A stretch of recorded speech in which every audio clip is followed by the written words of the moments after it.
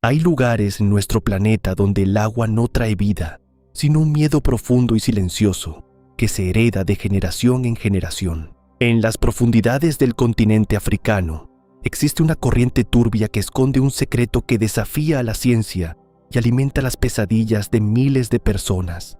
No es una leyenda de tiempos remotos, ni un mito tallado en piedra por civilizaciones extintas, sino una fuerza viva, una sombra colosal que respira bajo la superficie y que, según dicen los que han logrado sobrevivir a su mirada, posee una inteligencia que roza lo diabólico.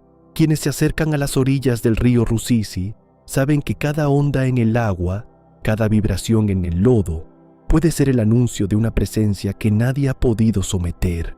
Durante décadas, cazadores armados con la tecnología más avanzada, científicos obsesionados y ejércitos enteros han intentado poner fin a su reinado, pero la respuesta de la naturaleza siempre ha sido un silencio sepulcral interrumpido solo por el eco de una desaparición. La criatura de la que todos hablan no pertenece al pasado. Es un titán del presente que convirtió el miedo en una rutina diaria para toda una nación. Para comprender la magnitud de este misterio, debemos viajar hasta Burundi, un país de paisajes hermosos pero marcados por la tragedia, donde el río Rusizi avanza con pereza hasta fundirse con las aguas inmensas del lago Tanganika.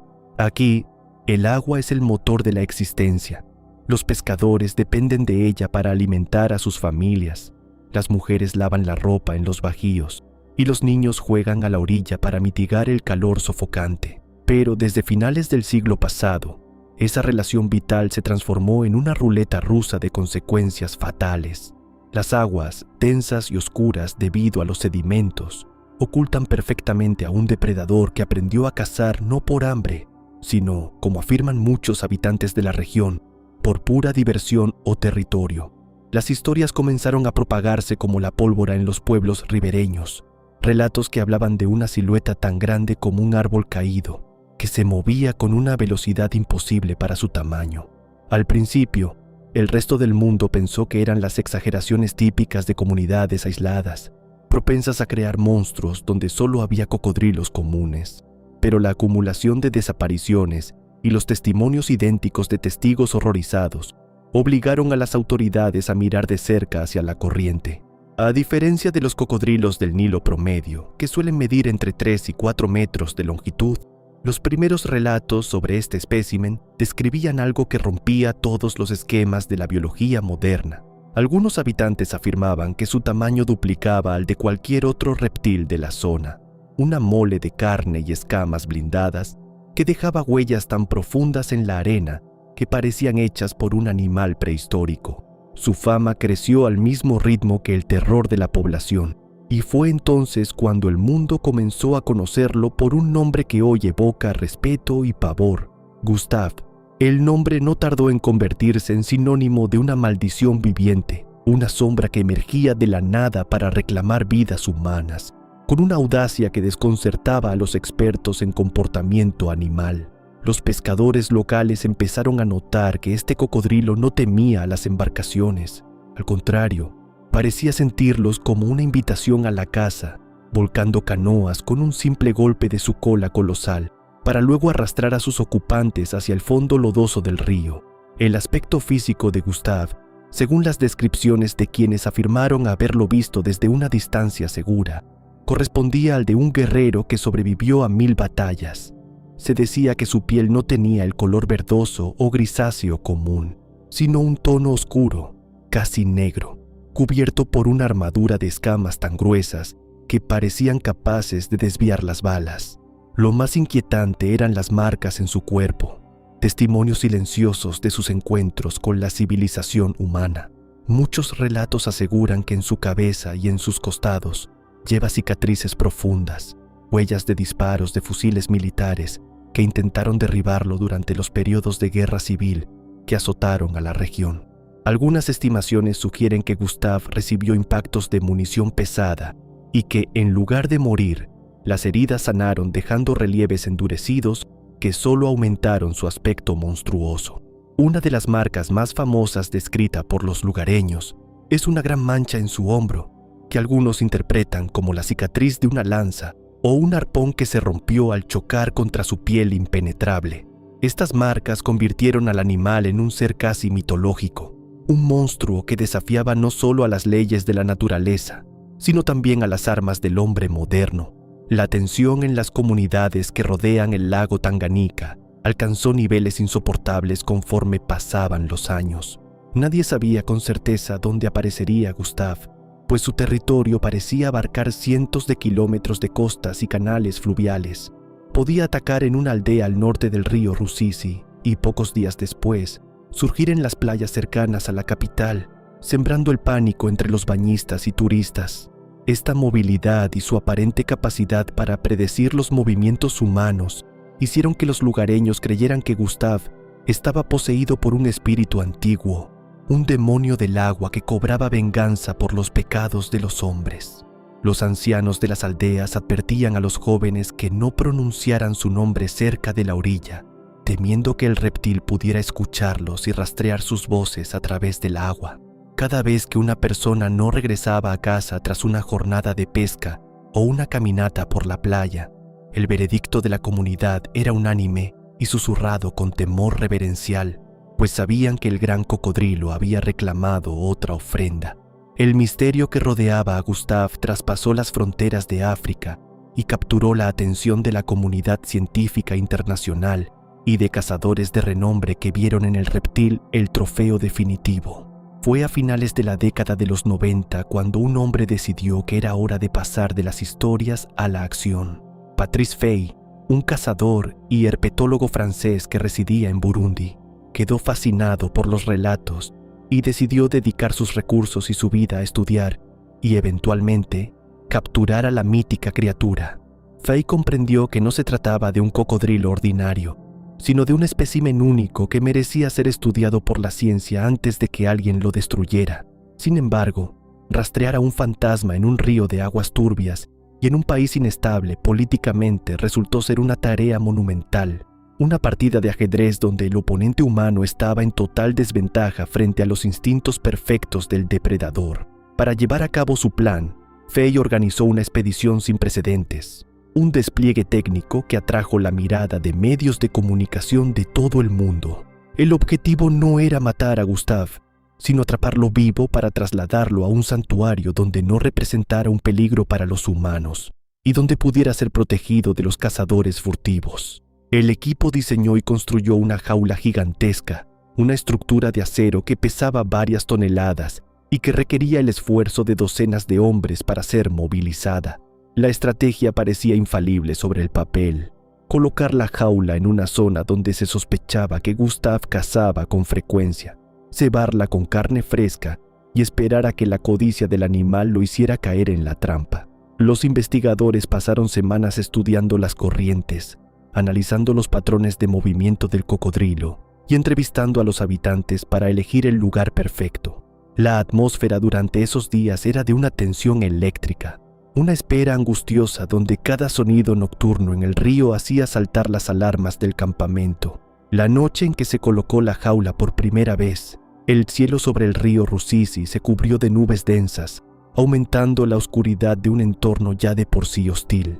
Los científicos instalaron cámaras infrarrojas y sensores de movimiento para registrar el momento exacto en que el titán entrara en la trampa. Las horas transcurrieron con una lentitud insoportable. El agua golpeaba el metal de la jaula con un ritmo monótono que ponía a prueba los nervios de los hombres que vigilaban desde la distancia. De repente, los monitores registraron una alteración en la corriente. Algo inmenso se aproximaba desde las profundidades del canal. Los corazones de los investigadores latían con fuerza al ver una sombra masiva recortarse contra los sensores de luz infrarroja. Era él. Gustav había acudido a la cita. Sin embargo, lo que ocurrió a continuación dejó al equipo sumido en un frío desconcierto. El cocodrilo no entró ciegamente por el cebo. En lugar de eso, rodeó la estructura de acero con movimientos lentos y calculados, como si estuviera inspeccionando el mecanismo ideado por los humanos. Los testigos afirmaron que el animal empujó suavemente la jaula con su hocico, demostrando una cautela que nadie esperaba de un reptil. Tras varios minutos de una tensión asfixiante, la sombra simplemente se sumergió y desapareció en la oscuridad, dejando el cebo intacto y a los científicos con la amarga certeza de que se enfrentaban a una mente superior. Lejos de rendirse, el equipo de Patrice Fay modificó la estrategia para el siguiente intento. Sabían que el tiempo jugaba en su contra, ya que las tormentas de la temporada de lluvias amenazaban con inundar el río y hacer imposible cualquier operación de captura. Decidieron cambiar el cebo por animales vivos, instalando una cabra dentro de una sección protegida de la jaula para atraer al depredador mediante el sonido y el movimiento.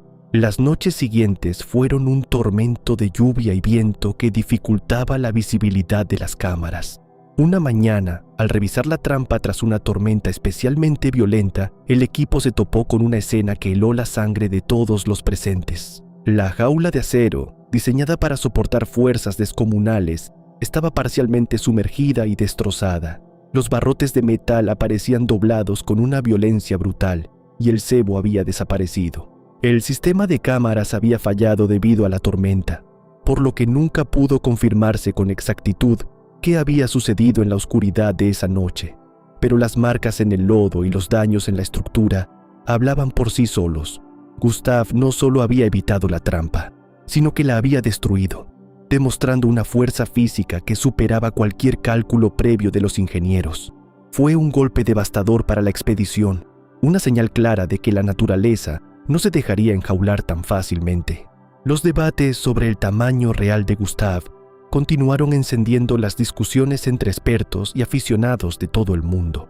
Al no haber sido capturado ni pesado formalmente, los científicos debían confiar en análisis fotográficos de baja resolución y en las comparaciones con los objetos cotidianos que aparecían cerca del animal en las pocas imágenes disponibles.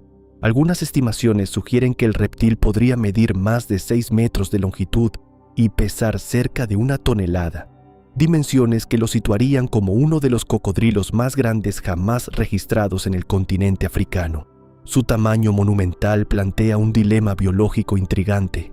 Un cocodrilo de esas dimensiones pierde la agilidad necesaria para cazar sus presas habituales, como peces, antílopes o cebras, que son demasiado rápidos para un cuerpo tan pesado.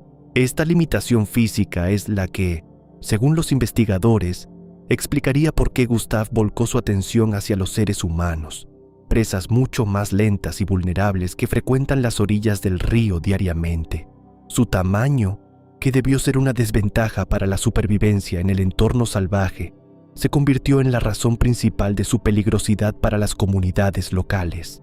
El número de víctimas atribuidas a Gustave a lo largo de su existencia es un dato que oscila entre la realidad trágica y el mito popular, según los relatos de las autoridades locales y los registros comunitarios. Se calcula que la cifra podría superar las 300 personas a lo largo de 3 décadas de actividad constante. Sin embargo, muchos analistas advierten que es imposible verificar cada caso con precisión absoluta, dado que en una región marcada por conflictos civiles y desapariciones forzadas, es probable que la leyenda del cocodrilo haya absorbido historias que pertenecían a otras tragedias humanas. Aún así, el miedo que inspira su figura es completamente real, un factor que alteró la economía de la región, obligando a los pescadores a abandonar ciertas zonas de pesca productivas y transformando los hábitos de transporte fluvial por el temor a encontrarse con la bestia negra del Rusizi. Con el paso de los años, las expediciones formales cesaron y el silencio volvió a apoderarse de los cañaverales del río. Gustave pareció desvanecerse en las aguas oscuras, alternando periodos de avistamientos frecuentes con largos años de ausencia total, donde muchos llegaron a pensar que el animal finalmente había muerto debido a la vejez o a las heridas del pasado. En una criatura que se estima podría tener más de 60 años, la muerte natural era una posibilidad lógica, pero el río siempre guardaba una sorpresa reservada para los escépticos. Justo cuando los rumores sobre su deceso comenzaban a aceptarse como un hecho, un pescador local reportaba una silueta inmensa descansando sobre un banco de arena a kilómetros de distancia, desatando una nueva ola de pánico y fascinación. Gustave regresaba una y otra vez, como si quisiera recordarle a los hombres que su dominio sobre aquellas aguas seguía intacto. Hoy en día, la historia de Gustave transita en esa delgada línea que separa la realidad científica de la leyenda contemporánea. Para los científicos, representa un enigma zoológico fascinante